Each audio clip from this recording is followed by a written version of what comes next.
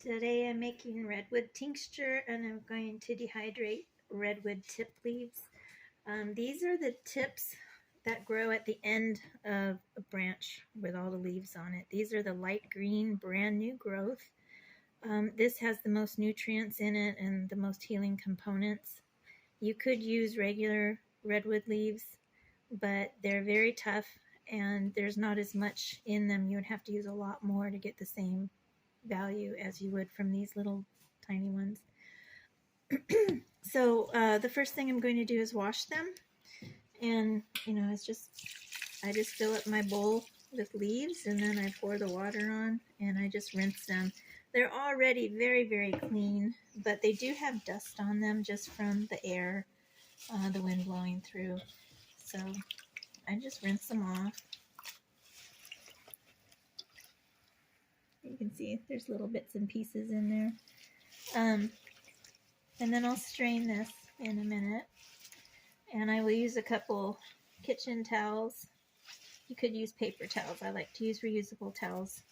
So I'll use some flour sack towels and I'll dry them off a little bit before I put them in the jar with the alcohol. If you put them in while they're still too wet, you're actually watering down your alcohol.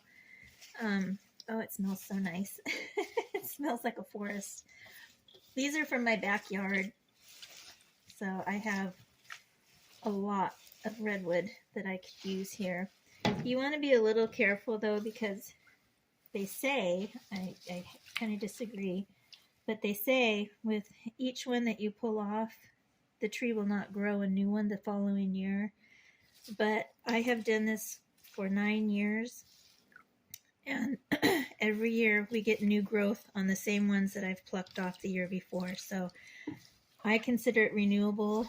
I'm not sure why they say it won't grow, because it actually does, and it almost seems like it grows two for every one that I've plucked the year before. Same with spruce tips. I make spruce tip syrup, and it's the same theory. They say that it'll never grow again, but what I'm finding is that it grows and usually doubles the next year. And that goes along with pruning. If you prune a fruit tree, generally you get double the growth the next year. The more you prune, the more it grows, is the saying. So I'm just throwing that out there. I'm no expert, but that's just what I've seen over the last 9 years. Okay, so these are pretty much washed, I think. And let's look at that water. You can see it's just kind of dusty. Has little bits and pieces of stuff. And don't forget that when you put this in as a tincture, when the tincture is done infusing, you're going to strain it. So even if there is little things in here that you haven't caught, none of this is going to hurt you. It just doesn't look good. So that'll get caught in the filtering process later. And the leaves that I dehydrate and dry, same thing. You can make a tea out of it. You can make an infusion out of it, put it in the fridge and use it over several days. And you can filter all of that as well. Okay, so now I'm going to get my flour sack towels and I will come back. All right, so I've rinsed off my little tips, and now I'm just going to put some down and then pat it dry. It doesn't take very long, but you can see I'm taking moisture out, and that way I won't be watering down the alcohol in my tincture.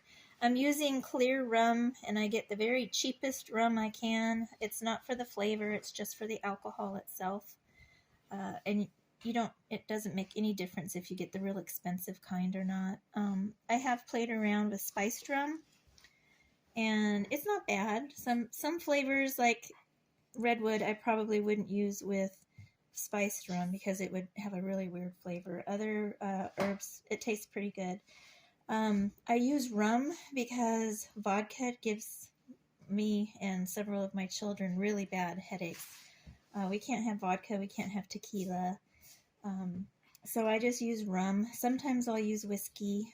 If I'm doing something that's very dense or it has bark or I'm dealing with a lot of sap, I'll use Everclear. And I live close enough to the Oregon border, and in Oregon you can get 190 proof and that pulls out pretty much anything you could ever want out of any kind of item. Like it would be overkill for these because they're so fragile. The rubbing out, not the rubbing alcohol, never use rubbing alcohol. The rum or whiskey, gin is another good one. As long as it's 80% or 80 proof, 40% alcohol, that's strong enough for your tincture. And then I keep the Everclear for things like the bark, like cramp bark or pitch pine or frankincense, or things that I want to pull out into a liquid form. And that's where the Everclear comes in. But otherwise, this works really well. So these are fairly dry. They feel cool. So I know they're a little bit moist, but they're not wet. So the next part will be to put them into the jar. And it's not hard. You just shove them in there. It's really easy. You can do a single fold where you just do it once. You fill the jar up, you fill it up with alcohol, you let it sit for 3 to 6 weeks, you strain it, and you have your tincture. You can also strain it and fill it up again with more needles so you get a double concentrate or a double fold. I'm trying to decide if I'm going to do that or not. I'm not sure if I will have enough fresh ones when this one is ready, because we're towards the end of the season for picking the redwood leaves. So I'm going to go ahead and finish filling this up, and I'll show you the next step. Alright, so I have about 3/4 of my jar is full. I want to give it a little bit of headroom so that it kind of can float in there. If I pack it in too tight, I'll get a more concentrated tincture, but it doesn't have the ability to float around as much, and I feel like for it to be able to float and move through the alcohol, I'm going to get more out in the end than if I packed it in real tight. So that's why I have it filled about 3/4 full, and you can see when I push down, that's about how full it is. This is the cheapest rum that I can get at Walmart. $9.95 or $9.99 a bottle. And I use this for almost all of my tinctures. It's, like I said, it's just the cheapest thing. All I need is that alcohol level. What have we got here? 40% alcohol, 80 proof. That's what you want. You want the 80 proof. 80 proof or higher. The higher up you go, the more difficult it is to swallow. Let's put it that way. The nice thing about tinctures as compared to infusions or oil infusions or putting them in vinegar, any other way, is that the alcohol-based tinctures will last literally forever. It's in a medium that is highly preservative. A lot of science specimens are put in rubbing alcohol because of the same thing. With alcohol, it's a preservative, and so you have like fetal pigs or frogs or whatever they have in science class that's preserved in rubbing alcohol.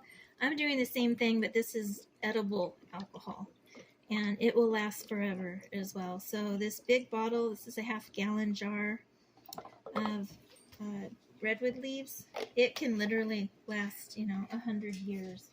As long as the jar and the seal on the jar is still good and hasn't been corrupted or broken down in any way, it'll be fine. It may get slightly more concentrated over time, but other than that, it would be fine to use 10 years from now, 50 years from now, it doesn't matter. Another thing you'll notice is once the alcohol starts to seep into the leaves and the leaves start to release their natural components that you want, the leaves begin to turn brown and tan.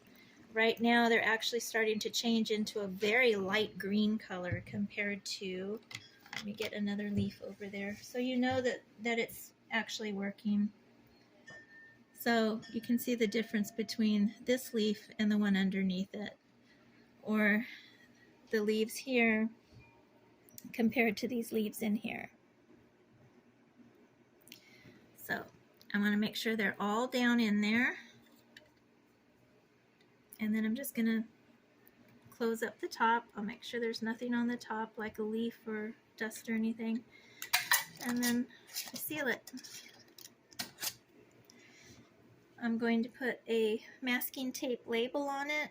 It will sit in a cool, dark place for about 6 weeks. I like to do it as long as possible, and then I'll strain it. And in the meantime, I'll start dehydrating or air drying the rest of the leaves because I like to use it as a tea. There's not a real strong flavor with it, so you can put it with any other kind of tea and you're still getting the components. It's really good for the lungs, for asthma, for pneumonia. And if you do it once a year when the leaves are on the tree, then you have it the whole rest of the year. I wanted to also say that I keep these, I take the labels off, and when my tincture is finished, I will put it back in here and I can label it and I can store it. And it's easy to pour. It's easy to see what's in here. I don't have to use glass jars that I can use for other herbal things. So it's just a little trick that I do. Yeah, and you can already see this is starting to change color. Look at how light green it's getting.